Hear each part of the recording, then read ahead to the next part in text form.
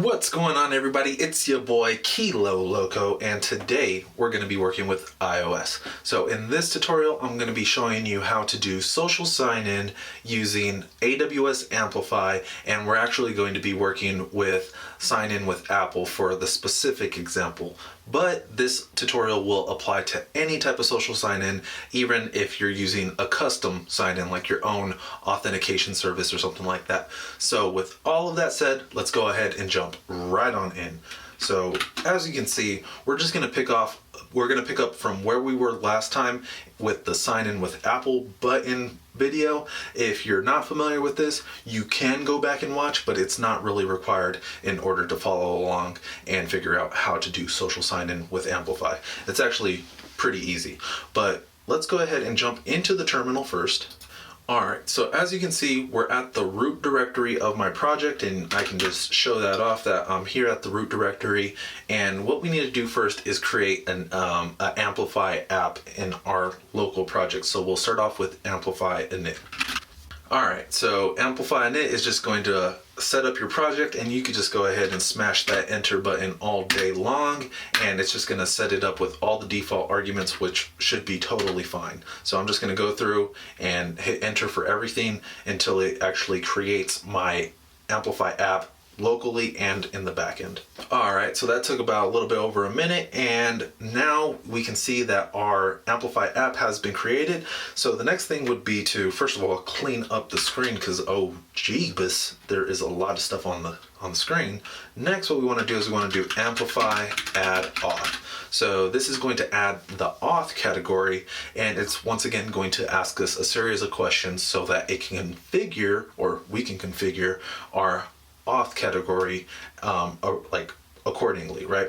So for social sign-in, what you're going to want to do is you're going to want to go to the manual configuration. You're going to choose the first option, which is going to be user sign up, sign in, and connected with AWS IAM controls. So we'll choose that one. For the naming convention, this is fine. Just go ahead and hit enter. Keep in mind that I don't think that you can keep underscores in that project name. So just if you do get an error, just go back and remove underscores or any weird characters, and then enter in a name for your identity pool. We'll just hit enter, and then now it's going to ask if we're going to allow unauthenticated user logins. And if you want to see a little bit more about each of these questions, they're usually giving you an option where I want to learn more. And if you hit that, it'll give you some information. So if you select yes, your identity pool will be provided temporary AWS credentials for unauthenticated guest users. We'll go ahead and select yes. Do you want to enable third-party authentication providers in your identity pool? We're going to say yes. And then do we want to select the third-party identity providers? We're not going to do that right here. From here, we're just going to once again hit enter to provide a name. We're going to be working with a username. Do we want to add user pool groups?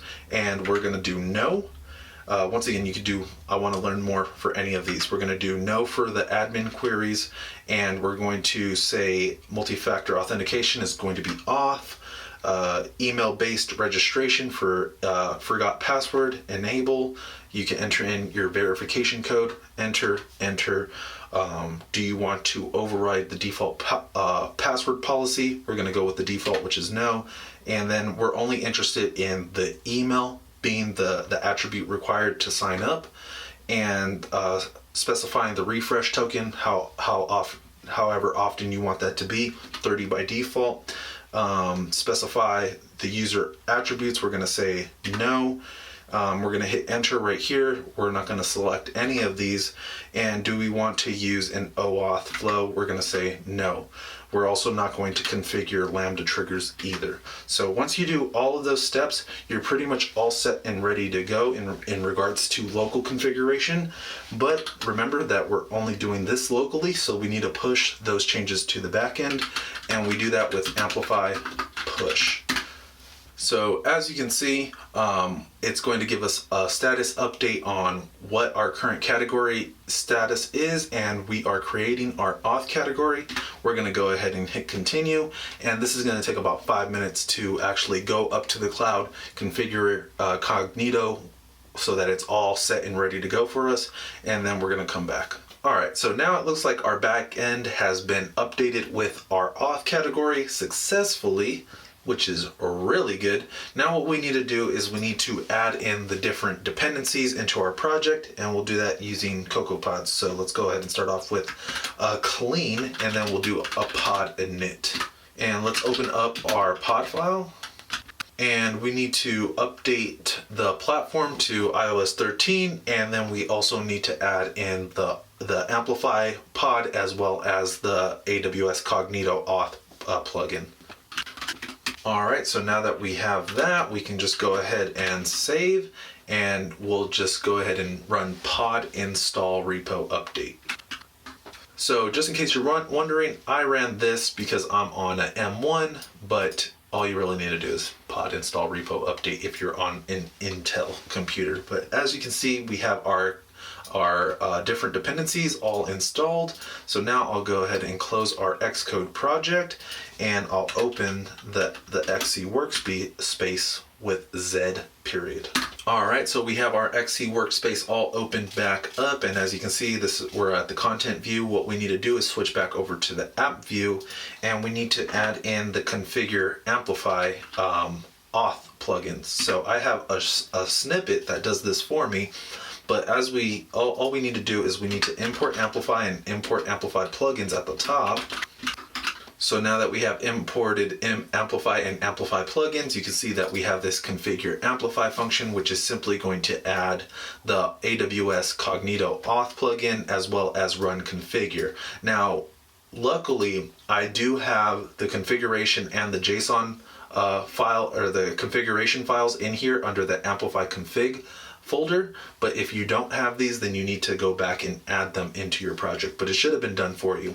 So now we just need to make sure that we're calling configure Amplify, and we'll do that in the init method. There we go. So now we have configure Amplify called. Let's go ahead and run it on our phone and make sure that we get this print out down here. All right, and as you can see, successfully configured Amplify printed out right there. I guess we know what we're doing, huh? Awesome. Let's head back over to the content view, because now we're actually going to start working with Amplify and getting the sign-in method working. So what I'll do is I'm going to create a function down here that's going to be called sign-in, and we're actually going to be passing the user ID.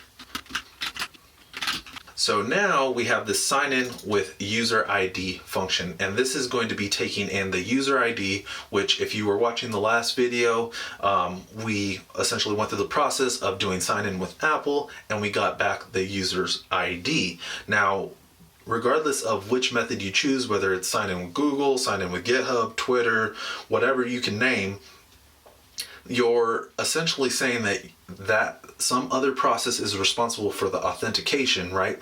The user is responsible for signing in with Apple, and they provide their Apple associated email and password, or they're signing in with Google, in which case they're going to have to bring up that sheet and then sign in through the web, or whatever it is.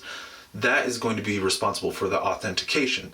So in this case, what we're going to do is we're going to handle a federated sign-in, assuming that you already went through the authentication process. Now you just need to be able to work with the AWS federated process. So let's go ahead and access our client, which we can get from our plugin. So at the top, we're going to start off by importing Amplify and Amplify plugin. All right, so now that we got those two imports up here at the top, now we can access the different plugins that we have installed back in our configuration over here in the app object. We added the AWS Cognito Auth plugin. We need to access that plugin again and get the actual AWS Mobile Client from it. So let's do that now.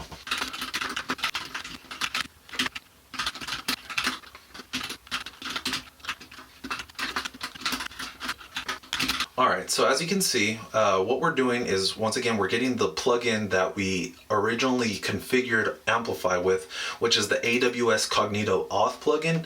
Now, I'm simply going to access the key like this, but you could also just simply add in the string however you want, and you can do it down here. You could just pass the string in if you wanted as well. So you could either pass in AWS Cognito Auth plugin as a string, or you could just pass in the key. I think that this is a little bit sexier, so that's just me. Then what we want to do is we want to make sure that it is of type AWS Cognito Auth plugin, so we need to cast it, and then the escape hatch, as you can see if we go ahead and jump over to it, is going to return the AWS Cognito Auth service, but we don't know which specific service that's going to be. And if you take a look at this function, it's going to be returning this AWS Mobile Client. So we know back over here, if we want it, we could do a switch statement, but instead, since we're only going to be working with one type of possibility, which is this AWS Mobile Client, then we can just do a case let statement, which is going to unwrap this get escape hatch, and it's going to specify that it is an AWS Mobile Client, and we'll have a client passed into us for that specific case, assuming that's correct. If not, then it's just going to hit a dead end and bam, nothing's going to run. But assuming that we're able to access the AWS Mobile Client like so, then we can actually do our federated login. So let's do that now. All right, so as you can see, client has a function on it called Federated Sign in, and it takes in a provider name, a token, and a completion handler. So the provider name is literally whatever you want. You can call it, sign in with Apple, Google, Twitter, whatever you want. It's just a string, really. But you need to hang on to how you name this provider, because you're going to need it in order to look up the actual signed in user later on down the road. So what I'm going to do is up here at the top, I'll just go ahead and create a new object, which is going to be an enum, and it's going to conform to string so that I'm able to look it up easily in the future. All right, so as you can see, I have this auth provider and it's conforming to string, which means that if I do auth provider.signin with apple.raw value, it will just simply spit out this value as a string. Makes it really nice and easy to work with, in the future. So what I'll do is I'll say auth provider, and then I'll pass in the sign in with apple.raw value, right? So now we're going to always be working with this specific type of provider, unless you click a different button, and then you could have different logic to use different auth providers, right? I'm hoping you're following along right there. And then the token is going to be essentially the token that was provided to you by whatever authentication service you are using, whether that be sign in with Apple or Google or whatever, right? So it's going to be the user's ID. So we'll pass in the user ID right here. Lastly, what we want to do is we want to handle the completion, which is going to give us a user state. So we'll do state, and then, or it's going to give us an error. And let's check for the state and the error, and then we'll just simply have print statements to, spit out the information that's relevant.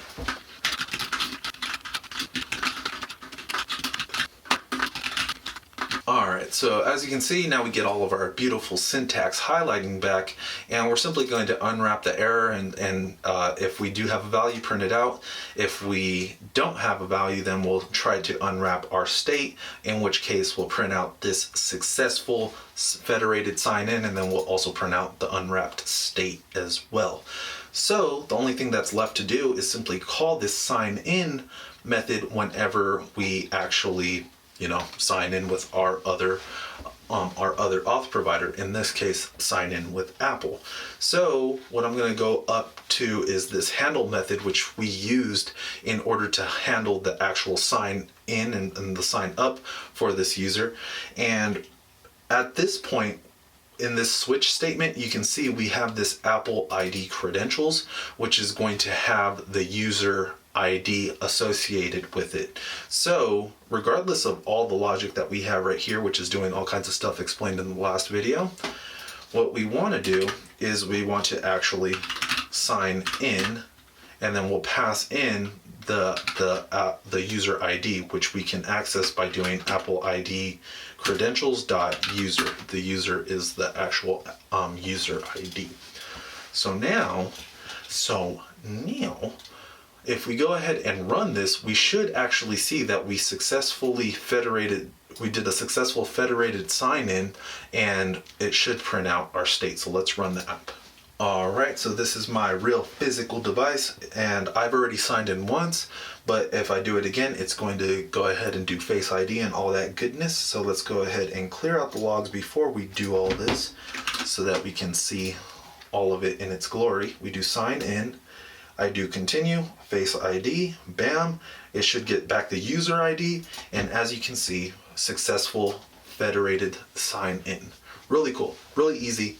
That's all we needed to do. So as you can see, we're all signed in and we're all set and ready to go. Now we have a federated user. Well, that's great, but like, what else can we do with this federated user? Well, let's think about when the user tries to open up the app and tries to log back in.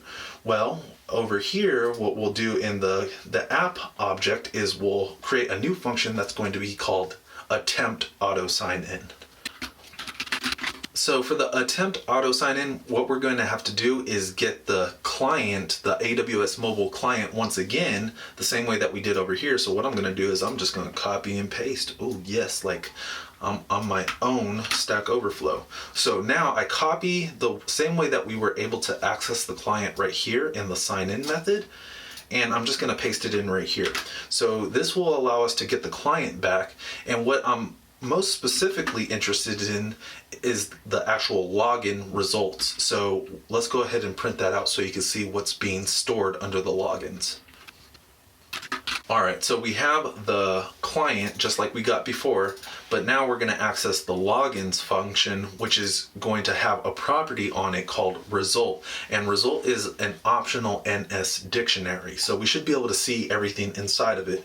What we want to do is we want to make sure that we call attempt auto sign in right after we do configure Amplify.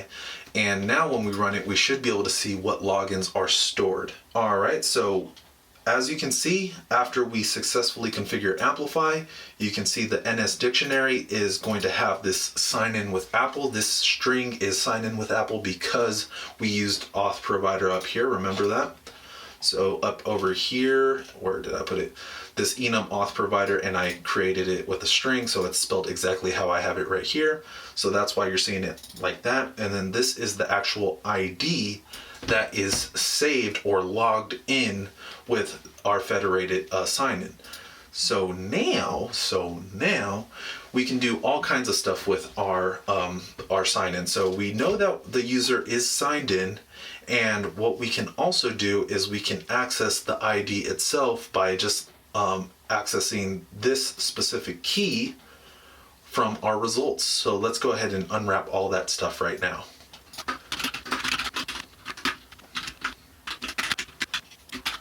So as you can see here, we just simply created this new property called login results, which is going to be the same thing as before, what we were printing before with the logins result. And then we're accessing that user ID specifically by pulling it out of our NS dictionary and using our sign in with Apple's raw value right here. So nothing too crazy, and we can see it right there. Nothing too crazy, right?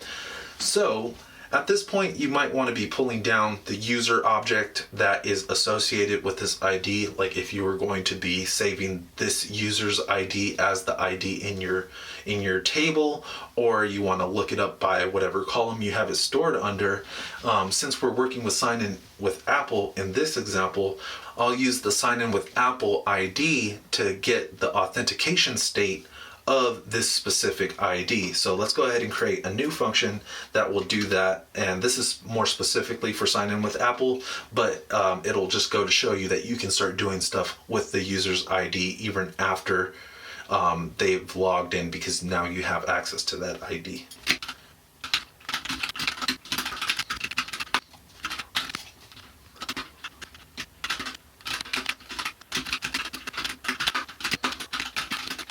All right, so as you can see here, I created this new function, which is get credentials state, and we're going to pass in the user ID. So for sign in with Apple, we're going to get this Apple ID provider, and then we're going to get the credential state for the specific user ID. So it can give us an error. We'll print out the error, but it should definitely give us back a credential state, and we're just simply going to print the credential state. So instead of just printing out this user ID, let's go ahead and call get credential state for our user ID. And now if we run it, we should actually see the credential state for this user ID. Oh, and as you can see, I have an error right here, and that's because this is not actually a string, so we want to make sure that we cast it as a string up here in our guard statement. So let's go ahead and try to run that one more time. All right, so everything printed out, and of course it's not a readable value, so let's go ahead and run a switch statement so that we can get a little bit more information.